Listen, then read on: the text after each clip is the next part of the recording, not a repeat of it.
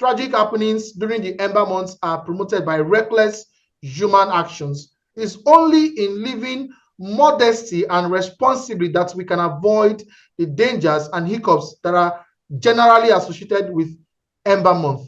If we could only rid ourselves of the usual Ember excesses, then we could discover that nothing is actually wrong with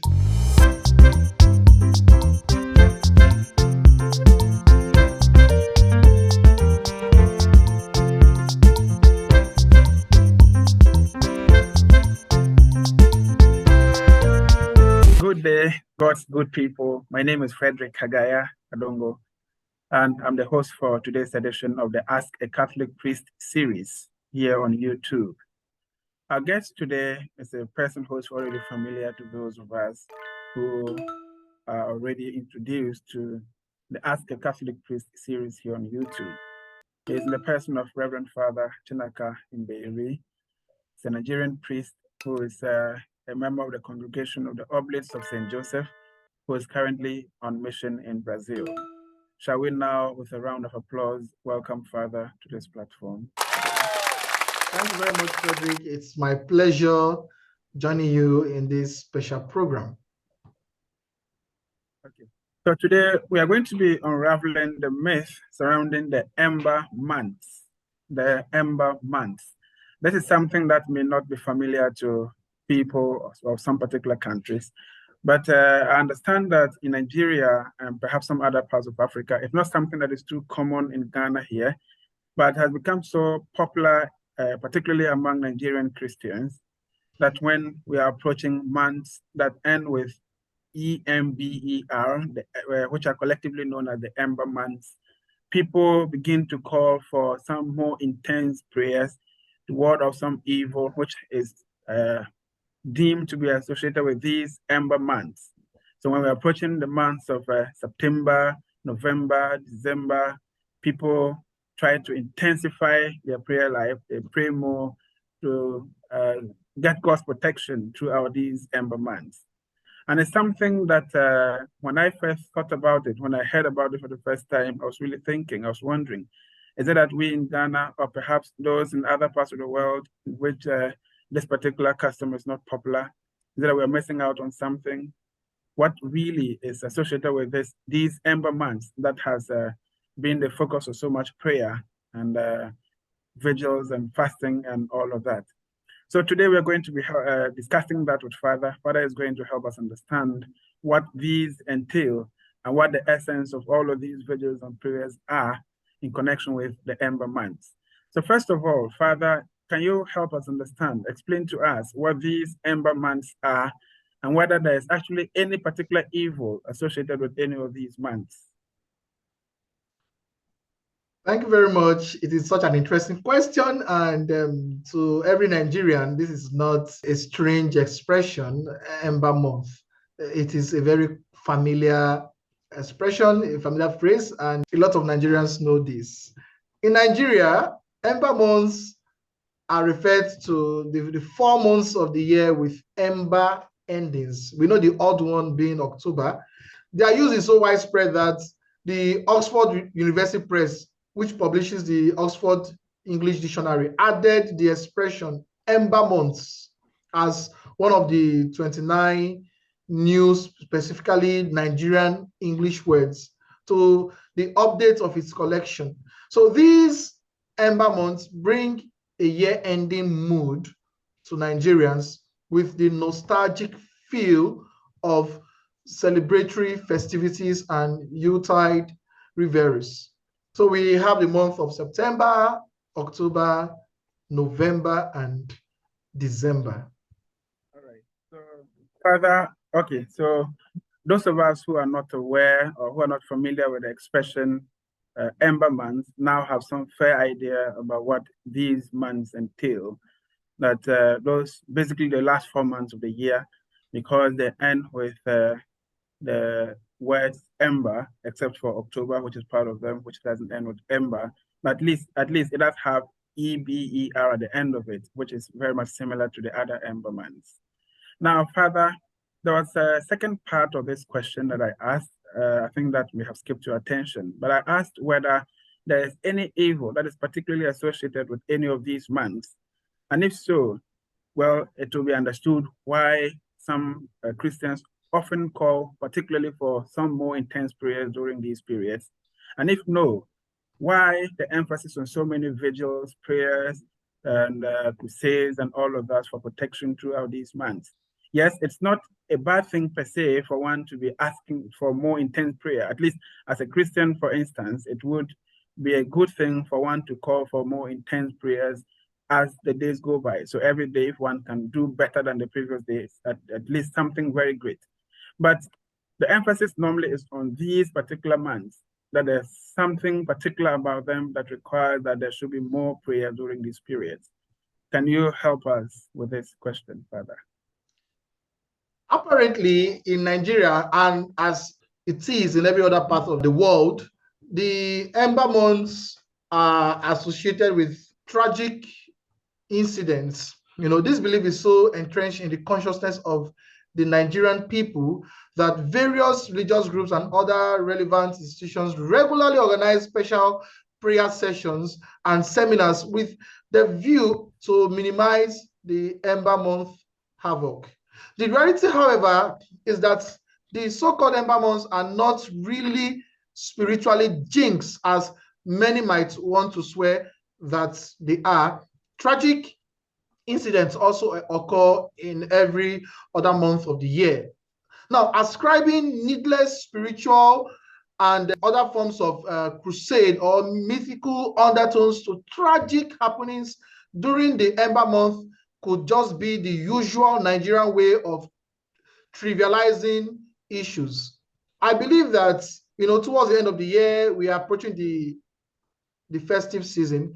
People would want to travel. The travel usually increases. So many other celebrations and other things could lead to increase in accidents and other forms of activities that would drive one to, make additional efforts to make ends meet.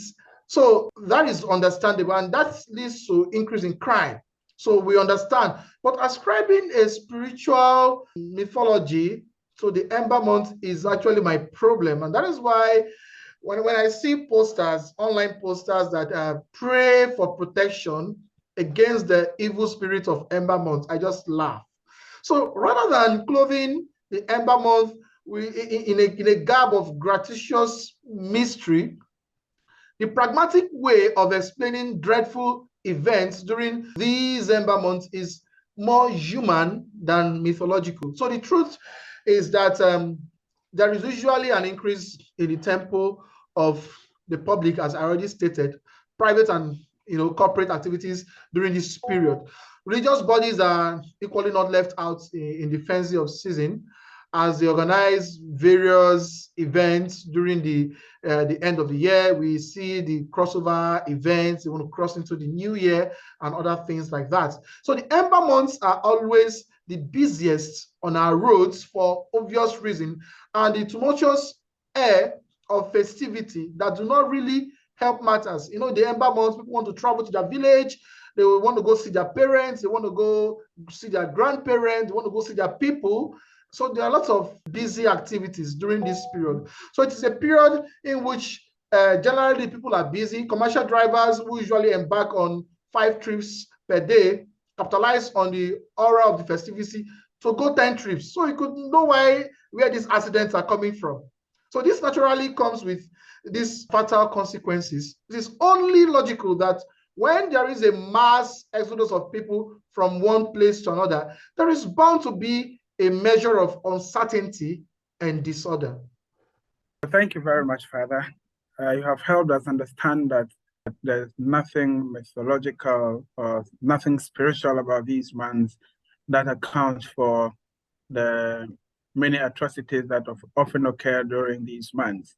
But as a result, it is as a result of human carelessness and the fact that during these months, we have a lot of festivities and preparations towards these festivities, which often accounts for a lot of travels and all of that. And that accounts in many respects for some of the atrocities that often occur during these months. But there's really nothing spiritual about them.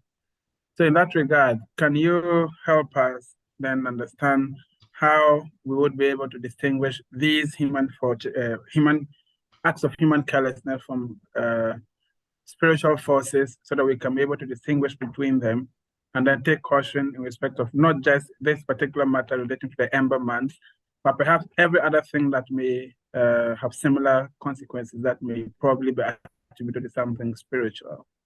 Okay, thank you. Yes, a whole lot of things have to be put in place in order for us to get rid of this ill mentality of the evil surrounding the Ember months. First, it is imperative for everyone to have a changed perception of the Ember months. Conscious efforts must be made to disrobe the month of every garb of unfounded mysticism. It is only when we are convinced that the dangers associated with the Ember months are human rather than mythical forces that we could really make considerable progress in averting disasters during these Ember months. The bottom line, therefore, is that the tragic occurrences are bound to happen during the Ember months season because of the intense human activities. In a bid to be part of the various end of the year activities slated for the period, a lot of people throw caution into the wind by disregarding critical safety issues. Vehicles are driven irresponsibly, alcoholic drinks are consumed with reckless abandon, while social outings are organized as if tomorrow will not come. The atmosphere during the season is often filled with unusual allure and jollity. It is in the midst of this hilarity that avoidable human blunders that result into diverse kinds of misfortunes usually occur. It is a period that relatively sees an upsurge in criminal activities in the country as well.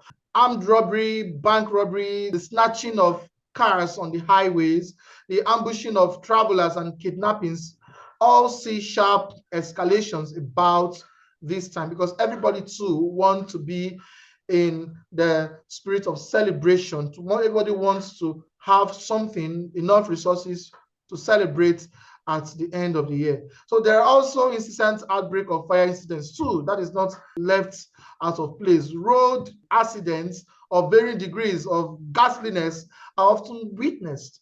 So in the light of all this, we should understand clearly that we have a lot of things to do. Enforcement of existing laws and attitudinal change is central to making any progress. Sadly, even the law enforcement agents are also involved in the mad Ember month rat race in a bid to make some extra buck to furnish the special festive necessities. They usually engage in treacherous compromise that encourages lawbreakers to go unpunished. The result, of course, is the continuation of avoidable cycle of pandemonium and sorrow. Consequently, as we march towards the end of the year, we must modify our views on the Ember month. We all need to be very careful. Yes, we need prayers at one point in time. And at the same time, we should contribute to the change itself.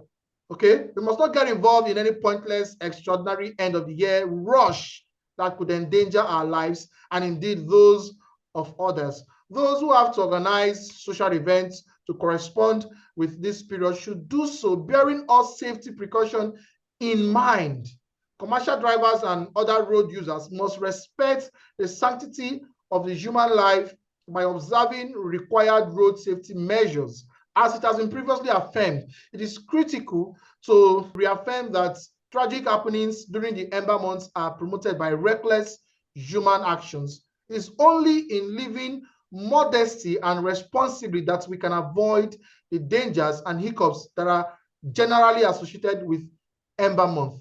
If we could only rid ourselves of the usual Ember excesses, then we could discover that nothing is actually wrong with Ember months, that there is nothing like the Ember month evil spirit or one ill luck associated with this Ember month. And as we do so, may God continue to bless us as we journey safely to the end of the year, and grant us the grace to witness a new year through Christ our Lord. Amen. All right, then thank you very much. So in essence, there is nothing mythical, there is nothing spiritual about the Ember Month that accounts for the many occurrences that we so much vilify, that we so much try to pray against. So if we are praying, if we are intensifying our prayers in these Ember Months, the focus shouldn't be because there are spiritual forces behind these months, but rather what account for the occurrences, the many atrocities that occur during these months as a result of the human carelessness that is often very much profound during these periods.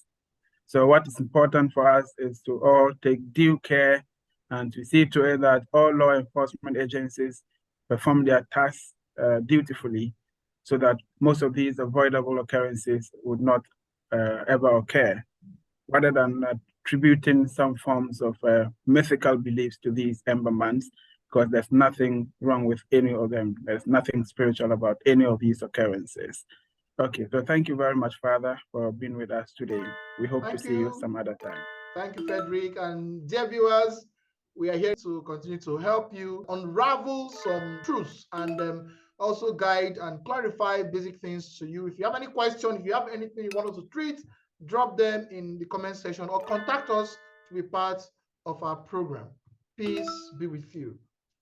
And with your spirit.